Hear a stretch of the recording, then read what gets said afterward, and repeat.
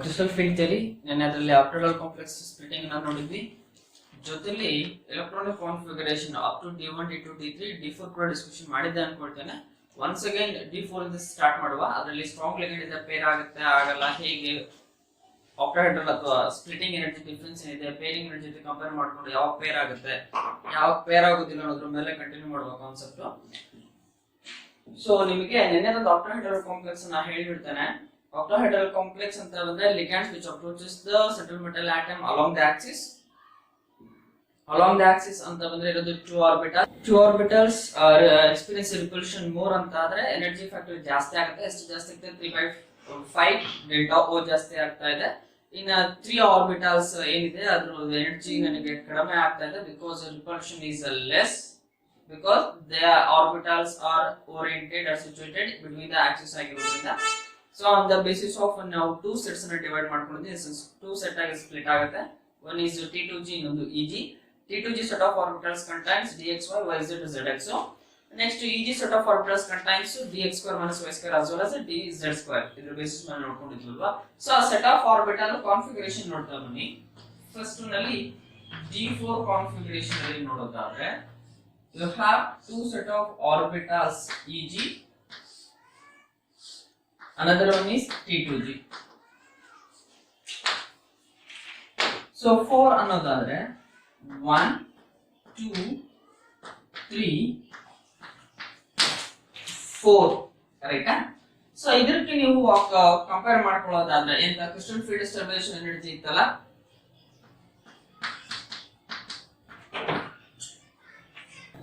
Crystal field stabilisation energy ಏನ್ ಕೊಡ್ತಾ ಇದೆ ಫ್ಯಾಕ್ಟರ್ ನಮಗೆ 0.4x plus 0.6y, where x stands for number of electrons in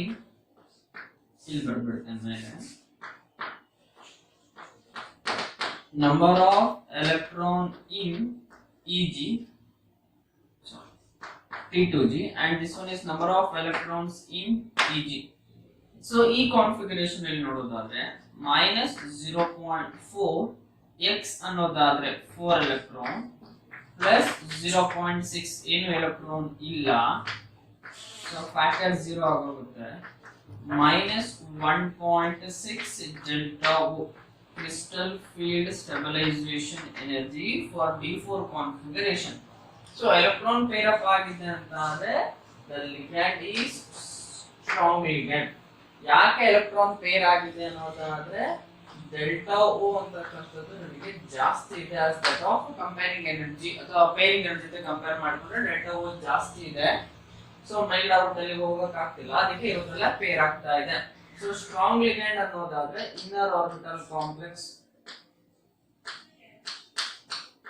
inner orbital ಅಥವಾ low spin complex.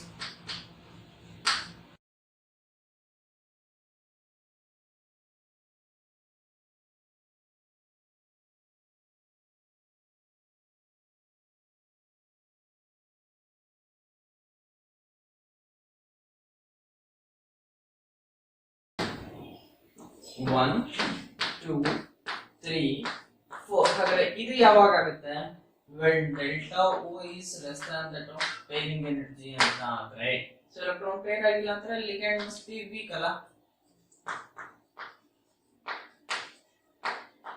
weak ligand. So ಇದಕ್ಕೆ crystal field stabilisation energy calculate ಮಾಡ್ಕೊಂಡ್ರೆ minus 0.4x plus 0.6y minus 0.4 into 3 plus 0.6 into y minus 1.2 plus 0.6 minus 0.6 delta O. So ನಿಮಗೆ D4 configuration ಅಲ್ಲಿ ಅನ್ನೋದಾದ್ರೆ ಎರಡು possibilities ಬರ್ತಾ ಇದೆ. In the presence of strong ligand ಅಂತ ಆದ್ರೆ crystal field stabilization energy minus 1.6 delta naught. In case of weak ligand ಅನ್ನೋದಾದ್ರೆ minus 0.6 delta O. So high spin complex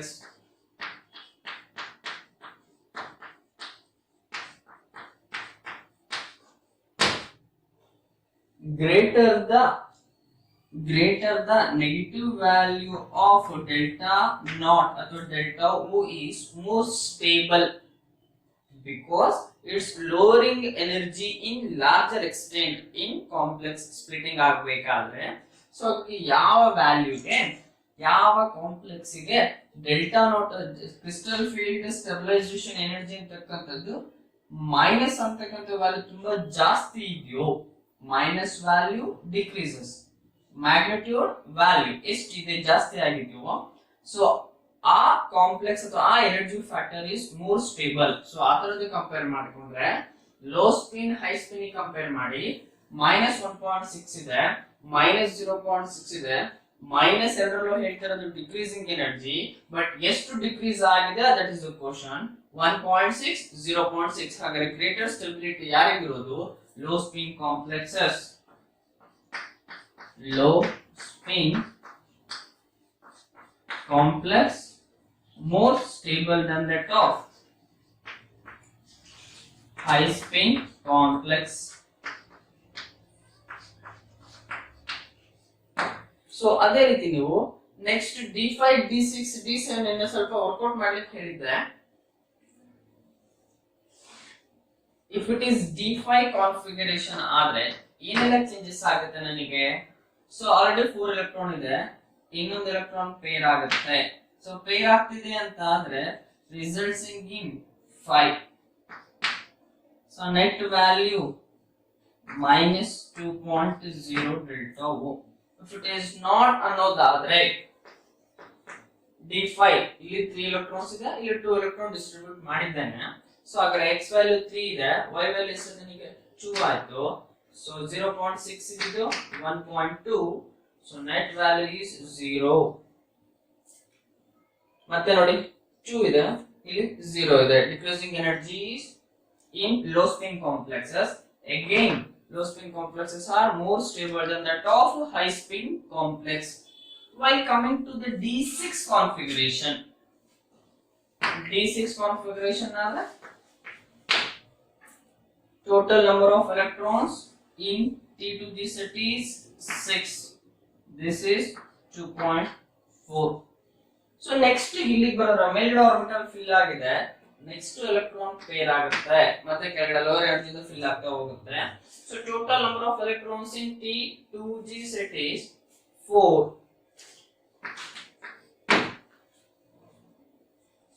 16. 2 same ಇದೆ 1.2. Value is -0.4. Once again low spin complex ಅಲ್ಲಿ stability ಇರೋದು ಯಾಕಂದ್ರೆ greater the negative value. It means energy ಅಂತಕ್ಕಂಥದ್ದು large extent ಅಲ್ಲಿ ಕಡಿಮೆ ಆಗ್ತಾ ಇದೆ. So minus decrease energy, how much energy decrease ಆಗ್ತಕ್ಕಂಥದ್ದು ಕ್ವಶನ್. ಎಷ್ಟು ಎನರ್ಜಿ ಕಡಿಮೆ ಆಗ್ತಿದೆ ಅಷ್ಟು ಸ್ಟೆಬಿಲಿಟಿ ಬರ್ತಾ ಇದೆ ಕಾಂಪ್ಲೆಕ್ಸ್ ಗೆ ಅನ್ನೋದಾದ್ರೆ, so that is low spin complex. So ಹಾಗಾಗಿ low spin complexes are more stable than that of high spin complex with respect to D6 configuration. Delta naught ಅಥವಾ delta O is equal to -2.4. So ಅದೇ weak ligand ಇದ್ರೆ ನಿಮಗೆ simultaneous ಆಗಿ ಪಕ್ಕ ಪಕ್ಕನೆ ಬರ್ಕೊಂಡ್ರೆ ನಿಮ್ಗೆ ಓದ್ಕೊಂಡ್ಲಿಕ್ಕೆ ಈಸಿ ಆಗುತ್ತೆ. ಲೆಫ್ಟ್ ಸೈಡ್ ಅಲ್ಲಿ ಬರ್ದಿರ್ತಕ್ಕಂಥದ್ದು with respect to strong ligand low spin complex. ನಿಮ್ಮ ನೋಟ್ಸ್ ಅಲ್ಲಿ ನಾನು ಅದನ್ನ LSC ಅಂತ ಕೊಟ್ಟಿದ್ದೀನಿ, ಲೋ ಸ್ಪಿನ್ ಕಾಂಪ್ಲೆಕ್ಸ್. ಸೊ ಅದೇ ರೈಟ್ ಸೈಡ್ ಗೆ ಸೇಮ್ ಕಾನ್ಫಿಗರೇಷನ್ ಪಕ್ಕಕ್ಕೆ ರೈಟ್ ಸೈಡ್ ಗೆ ಬರ್ದಿರ್ತೇನೆ, ಅದನ್ನ ಹೈ ಸ್ಪಿನ್ ಕಾಂಪ್ಲೆಕ್ಸ್ HSC ಅಂತ ಬರ್ದಿದ್ದೇನೆ. ಸೊ ಅದ್ರದ್ದು ವ್ಯಾಲ್ಯೂ ಹಿಂಗ್ ಗೊತ್ತಾಗುತ್ತೆ ನಿಮಗೆ. So configuration is same, electronic configuration same ಇದೆ, but distribution of electron is quite different. That is on the basis of pairing energy. The net crystal field stabilization energy for D6 configuration with respect to high spin complex another, that value is equal to -0.4. Clear idire? Okay. Next time ಮಾಡಬೇಕು D7 configuration ನೋಡೋಣ. ಒಂದು ಅರ್ಥ ಮಾಡ್ಕೊಳ್ಳಿ, ಇದರಲ್ಲಿ D1 to D7 configuration ಬರಿತಾ ಹೋಗ್ತಾ ಇದ್ದೀನಿ ಅನ್ನೋದಾದ್ರೆ ಎಲ್ಲಾ ಕಾನ್ಫಿಗರೇಷನ್ಸ್ ಅನ್ನು ಬರ್ದಿದ್ದೇನೆ. ನಮಗೆ ಕೊಟ್ಟಿರ್ತಕ್ಕಂತ ಕಾಂಪ್ಲೆಕ್ಸ್ ಅಲ್ಲಿ ಸೆಂಟ್ರಲ್ ಮೆಟಲ್ ಆಟಮ್ ಅಥವಾ ಅಯಾನ್ ಯಾವ ಕಾನ್ಫಿಗರೇಷನ್ ಅಲ್ಲಿ ಇದೆ, that is the question. So ಅದು ಡಿ ಆರ್ಬಿಟಲ್ ಆಗಿರೋದ್ರಿಂದ ನಿಮಗೆ D1 to D10 ಕಾನ್ಫಿಗರೇಷನ್ ಯಾವ್ದಾದ್ರು ಒಂದು ಬರಲೇಬೇಕಾ? ಸೊ ಅದನ್ನೇ ಜನರಲ್ ಆಗಿ ಡಿಸ್ಕಷನ್ ಮಾಡ್ತಾ ಇದ್ದೇವೆ ನಾವು. ಪರ್ಟಿಕ್ಯುಲರ್ ಕಾಂಪ್ಲೆಕ್ಸಸ್ ತಗೊಂಡ್ರೆ ನಮಗೆ ಪ್ರೀವಿಯಸ್ ಅಲ್ಲಿ ನಾನು ಬಿಬಿಟಿ ಹೇಳಬೇಕಾದ್ರೆ ನಮಗೆ ಎಲೆಕ್ಟ್ರಾನಿಕ್ ಕಾನ್ಫಿಗರೇಷನ್ ಹೇಳಿದ್ದೇನೆ. +3 ಸ್ಟೇಟ್ ಅಲ್ಲಿ ಬಂದಾಗ ಏನಾಗುತ್ತೆ, +2 ಸ್ಟೇಟ್ ಅಲ್ಲಿ ಬಂದಾಗ ಏನಾಗುತ್ತೆ, what is the net electronic configuration after removal of 2 or 3 electrons, right? So ಅದನ್ನೇ ಕ್ರಿಸ್ಟಲ್ ಫೀಲ್ಡ್ ನಲ್ಲಿ ಜನರಲೈಸ್ಡ್ ಕೊಡ್ತಾ ಹೋಗ್ತಾ ಇದ್ದೇನೆ. D1, D2, D3, D4 and so on up to D10 configuration. Up to this D7 configuration complete ಆಗಿದೆ.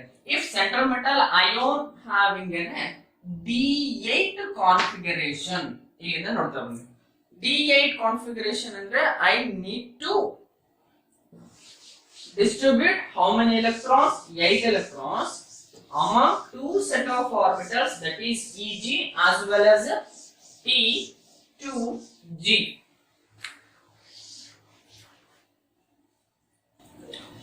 With respect to D8 configuration,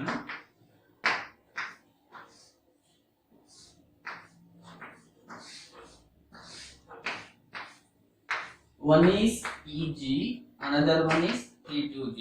8 electrons distribute ಮಾಡಬೇಕು. ಮಾಡ್ತಾ ಇದೀನಿ. Suppose delta O is greater than that of pairing energy ಅಂತ ಆದ್ರೆ 1 2 3 pairings takes place, 4 5 6, next possibility say no, 7 8. So crystal field stabilization energy ಏನಾಗ್ತಾ ಇದೆ ನಿಮಗೆ -0.4x plus 0.6y ಅನ್ನೋದಾದ್ರೆ, right? X number of electrons in T2G set, that is 6 2 4 6 plus 0.6y 2 minus 2.4 plus 1.2 minus 1.2 delta O.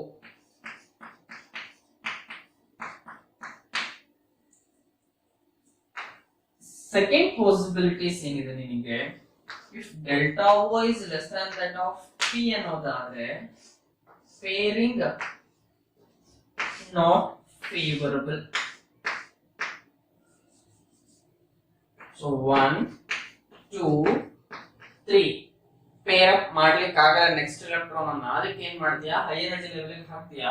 3 4 5 in remaining ಎಷ್ಟು D8 ಆಗಿರೋದು 8 electron ನಾನು ಹಾಕಬೇಕು. ಎಷ್ಟು ಹಾಕಿದ್ದೇನೆ, 3 + 2 5 ಹಾಕಿದ್ದೇನೆ. ಇನ್ ರಿಮೈನಿಂಗ್ ಉಳ್ಕೊಂಡಿದ್ದೇನೆ. ನಾನು ಏನ್ ಮಾಡಬೇಕು, ಏನ್ ಮಾಡ್ಲಿಕ್ಕೆ ಸಾಧ್ಯ ಇದೆ, ಪೇರಿಂಗ್ ಬಿಟ್ರೆ ನನಗೆ ಏನು ಚಾನ್ಸಸ್ ಇಲ್ಲ. ಅವಾಗ ಪೇರ್ ಆಗ್ತಾ ಬರ್ತಾ ಇದೆ 6 7 8. ಸೊ ಹಾಗಾದ್ರೆ T2G ಸೆಟ್ ಅಲ್ಲಿ ಏನಾಗಿದೆ ನನಗೆ ಎಲೆಕ್ಟ್ರಾನ್ಸ್ 3 ನೇ ಇದೆ, x = 3. Eg ಸೆಟ್ ಅಲ್ಲಿ ಎಷ್ಟಿದೆ, 2 ಇದೆ. ಏನು ಚೇಂಜಸ್ ಇಲ್ಲ ನನಗೆ. ಇಲ್ಲಿ 2 ಎಲೆಕ್ಟ್ರಾನ್ ಇದೆ, ಇಲ್ಲಿ 2 ಎಲೆಕ್ಟ್ರಾನ್ ಇದೆ, ಇಲ್ಲಿ 6 ಎಲೆಕ್ಟ್ರಾನ್ಸ್ ಇದೆ, ಇಲ್ಲೂ ಕೂಡ 6 ಎಲೆಕ್ಟ್ರಾನ್ಸ್ ಇದೆ. The same thing happened remaining D9 as well as D10 configuration. ಅಲ್ಲೂ ಕೂಡ ಸೇಮ್ ಕಾನ್ಸೆಪ್ಟ್ ರಿಪೀಟ್ ಆಗುತ್ತೆ ನಿಮಗೆ. ಹಾಗಾದ್ರೆ ಪಾಸಿಬಿಲಿಟೀಸ್ ಅಂತ ಬರೋದು D8 D9 D10 ಕಾನ್ಫಿಗರೇಷನ್ ಅಲ್ಲಿ ನನಗೆ ಎರಡು ಪಾಸಿಬಿಲಿಟೀಸ್ ಸಿಗೋದೇ ಇಲ್ಲ. ಒಂದು inner orbital complex, outer orbital complex ಅನ್ನೋ ಪ್ರಶ್ನೆನೇ ಬರೋದಿಲ್ಲ ನಿಮಗೆ. ಎರಡು ಕಾನ್ಸಿಕ್ವೆನ್ಸಸ್ ಸಿಗೋದೇ ಇಲ್ಲ. ಸೊ ಹಾಗಾಗಿ ಏನ್ ಬರುತ್ತೆ ನಿಮಗೆ, so crystal field stabilisation energy for D8 D9 D10 configuration is resulting in only one value, but remaining D4 D5 D6 D7 configuration ಅಲ್ಲಿ ನಿಮಗೆ ಕ್ರಿಸ್ಟಲ್ ಫೀಲ್ಡ್ ಎನರ್ಜಿ ಅಂತಕ್ಕಂಥದ್ದು ಎರಡು ವ್ಯಾಲ್ಯೂಸ್ ಬರ್ತಾ ಇತ್ತು. on the basis of pairing ಆಗ್ತಾ ಇದೆನಾ, ಆಗ್ತಾ ಇಲ್ವಾ. ಸೊ ಇಲ್ಲಿ ಫಸ್ಟ್ ಪೇರ್ ಆದ್ರೂ ಸರಿನೇ, ಆಮೇಲೆ ಪೇರ್ ಆದ್ರೂ ಸರಿನೇ, results in only one value. ಹಾಗಾಗಿ D8 D9 D10 ಕಾನ್ಫಿಗರೇಷನ್ಸ್ ಅಲ್ಲಿ ಕ್ರಿಸ್ಟಲ್ ಫೀಲ್ಡ್ ಸ್ಟೆಬಿಲೈಸೇಷನ್ ಎನರ್ಜಿ ಅಂತಕ್ಕಂಥದ್ದು ಒಂದೇ ವ್ಯಾಲ್ಯೂ ಬರುತ್ತೆ. ಸೊ ಇದು ಕನ್ಕ್ಲೂಷನ್ ನಿಮಗೆ ಯಾವ್ದ್ರಲ್ಲಿ, crystal field theory octahedral complexes ಅಲ್ಲಿ D8 D9 D10 ಯಾಕೆ ಅಂತಕ್ಕಂಥದ್ದು ಹೇಳಿದ್ದಾರೆ.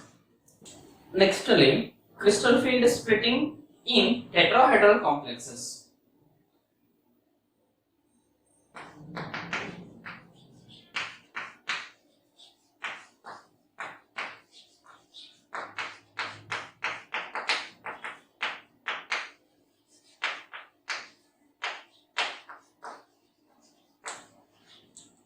In ಇವತ್ತಿನ ಕ್ಲಾಸಿಗೆ ಡಿಸ್ಕಷನ್ ಮಾಡಬೇಕಾದ್ರೆ ಟೆಟ್ರಾಹೆಡ್ರಲ್, ಬಟ್ ಆಕ್ಟಾಹೆಡ್ರಲ್ ಬರ್ದಿದ್ದೇನೆ ನಿಮಗೆ ಪ್ರೀವಿಯಸ್ ಪಾಯಿಂಟ್ ಅಲ್ಲಿ ನಿಮಗೆ ಸೇಮ್ ಕಂಪ್ಯಾರಿಸನ್ ಮಾಡಿ ಡಿಸ್ಕಷನ್ ಮಾಡಲಿಕ್ಕೆ.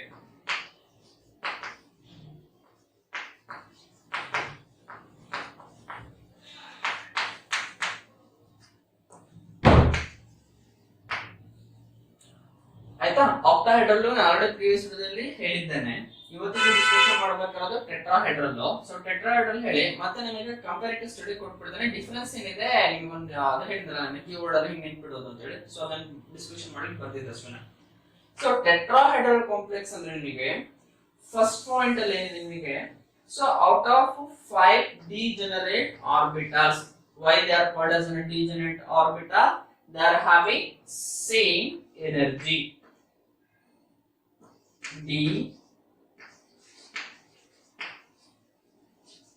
Generate orbitals of central metal atom or ion. So ಯಾವಾಗ ligand approach ಮಾಡುತ್ತೆ, this is energy, ಯಾವಾಗ ligands central metal atom ಅನ್ನು approach ಮಾಡುತ್ತೆ, so energy is increased, then those orbitals are situated in crystal field. That electric field is called as a crystal field. ನಾವು first units ಅಲ್ಲಿ ಓದ್ಕೊಂಡಿದ್ದೇವೆ ನಾವು ಅದನ್ನ. ಏನು average energy of d orbital in crystal field. So crystal field ಏನಾಗುತ್ತೆ, split ಆಗ್ತಾ ಇದೆ energy. Split ಹೇಗಾಗುತ್ತೆ, that is the question, right?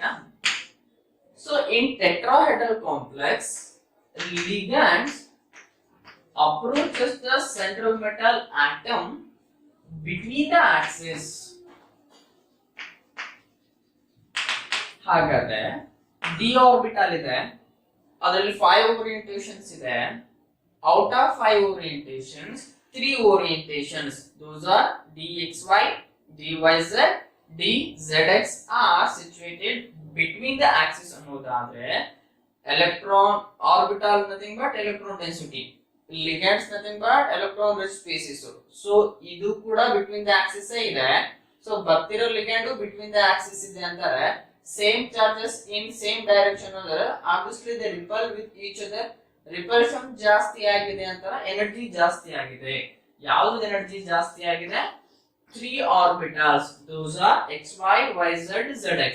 And the remaining 2 orbitals energy is decreased. So net energy remains same ಅನ್ನೋದಾದ್ರೆ that is called as an barycenter. So ಎಷ್ಟು ಕಡಿಮೆ ಆಗಿದೆ? 3/5 delta O. ಎಷ್ಟು ಜಾಸ್ತಿ ಆಗಿದೆ? 2/5 delta O. So two set of orbitals ನಾನು E ಅಂತ ಕರೀತಾ ಇದ್ದೇವೆ, ಇಲ್ಲಿ T2 ಅಂತ ಕರೀತಾ ಇದ್ದೇವೆ. ಅದೇ ಪ್ರೀವಿಯಸ್ ಅಲ್ಲಿ ಇದನ್ನ T2G ಅಂತ ಕರ್ಕೊಂಡಿದ್ವಿ, ಈ ಸೆಟ್ ಆಫ್ ಆರ್ಬಿಟಲ್ಸ್ ನ EG ಅಂತ ಕರ್ಕೊಂಡಿದ್ವಿ. ಇನ್ ಟೆಟ್ರಾಹೆಡ್ರಲ್ ಕಾಂಪ್ಲೆಕ್ಸ್ ಅಲ್ಲಿ G ಅನ್ನ ಡೆಸಿಗ್ನೇಟ್ ಮಾಡೋದಿಲ್ಲ. ಕ್ಲಿಯರಾ? ಸೊ ಹಾಗೆ ಟೋಟಲ್ ಆರ್ಬಿಟಲ್ಸ್ ಕಡಿಮೆ ಆಗಿರೋದು ಎಷ್ಟು? 2 ಆರ್ಬಿಟಲ್ಸ್ ಇದು ಎನರ್ಜಿ ನಮಗೆ ಕಡಿಮೆ ಆಗಿದೆ. ಎಷ್ಟು ಕಡಿಮೆ ಆಗಿದೆ? 3/5 ಡೆಲ್ಟಾ ನಾಟ್. ಸೊ ಇದರಲ್ಲಿ ಬರಿಬೇಕಾಗಿರೋ ಪಾಯಿಂಟ್ಸ್ ಏನು ನೀವು? First point, ligands approaches the central metal atom or ion between the axis, and the T2 set of orbitals energy is increased by 2/5 delta O because as they are directed between the axis, and each set of orbitals experience less force of repulsion because these are directed along the axis, but ligand approaches is between the axis. ಎರಡು direction ಬೇರೆ ಬೇರೆ ಆಗಿರೋದ್ರಿಂದ repulsion ಕಡಿಮೆ, repulsion ಕಡಿಮೆ ಆಗಿದೆ ಅಂದ್ರೆ energy ಕಡಿಮೆ ಆಯ್ತು. ಎಷ್ಟು ಕಡಿಮೆ ಆಯ್ತು? 3/5 ಡೆಲ್ಟಾ ಓ ಅನ್ನೋ ಫ್ಯಾಕ್ಟರ್ ಅಷ್ಟು ಎನರ್ಜಿ ಕಡಿಮೆ ಆಗಿದೆ. Splitting is less in tetrahedral complex than that of octahedral complex. ಎಷ್ಟು ಕಡಿಮೆ ಆಗಿದೆ? 4/9 factor. So delta T is equal to 4/9 delta O.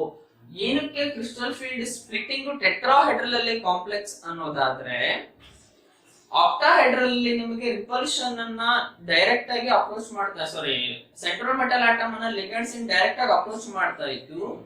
ಆ ತರದ ಇನ್ಫ್ಲೂಯೆನ್ಸ್ ಕಡಿಮೆ ಇದೆ in case of tetrahedral complexes. Then repulsion ಕಡಿಮೆ ಆಗಿದೆ ಅಂತಾರೆ, ಎನರ್ಜಿ ಕೂಡ ನಮಗೆ ಕಡಿಮೆ ಆಗ್ತಾ ಇದೆ, ಸ್ಟೆಬಿಲಿಟಿ ಜಾಸ್ತಿ ಆಗ್ತಾ ಇದೆ, ಎನರ್ಜಿ ಸ್ಪ್ಲಿಟ್ ಆಗ್ತಾ ಇಲ್ಲ. Clear? So this is a tetrahedral complex. Octahedral ನನ್ನೇ ಡಿಸ್ಕಷನ್ ಮಾಡಿದ್ದೇನು?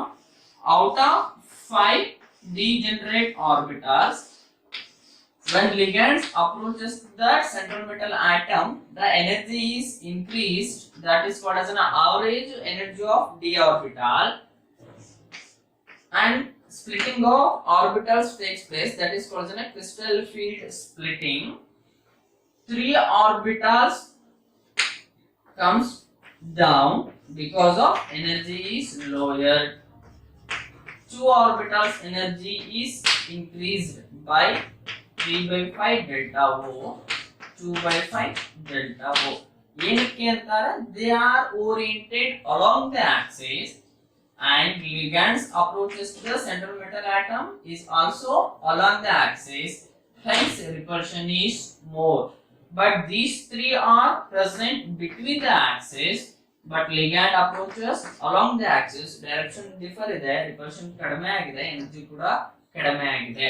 ಸೊ ಹಾಗಾಗಿ ಆಕ್ಟಾಹೆಡ್ರಲ್ ಅನ್ನೋದಾದ್ರೆ ಅಲಾಂಗ್ ದ ಆಕ್ಸಿಸ್ ಒಂದು ನೆನ್ಪಿಟ್ಕೊಂಡ್ರೆ, ಟೆಟ್ರಾಹೆಡ್ರಲ್ ಗೆ ಅಲಾಂಗ್ ಆಪೋಸಿಟ್ ಓಡಿ ನೀವು ಬಿಟ್ವೀನ್ ದ ಆಕ್ಸಿಸ್ ಅಂತ ನೆನ್ಪಿಟ್ರೆ ಮುಗಿದು ನಿಮ್ಗೆ ಎರಡು ಕಾಂಪ್ಲೆಕ್ಸಸ್ ಕ್ಲಿಯರ್ ಆಗುತ್ತೆ. This is the splitting of crystal field energy in octahedral complex as well as the tetrahedral complexes. One more point with respect to tetrahedral complex, splitting energy is always less than that of pairing energy ಆಗಿರೋದ್ರಿಂದ, which results in high spin complexes. High spin complexes ಅಂದ್ರೆ ನನಗೆ peer ಆಗ್ತಾ ಇಲ್ಲ. Why? Because pairing energy is higher than that of its splitting energy.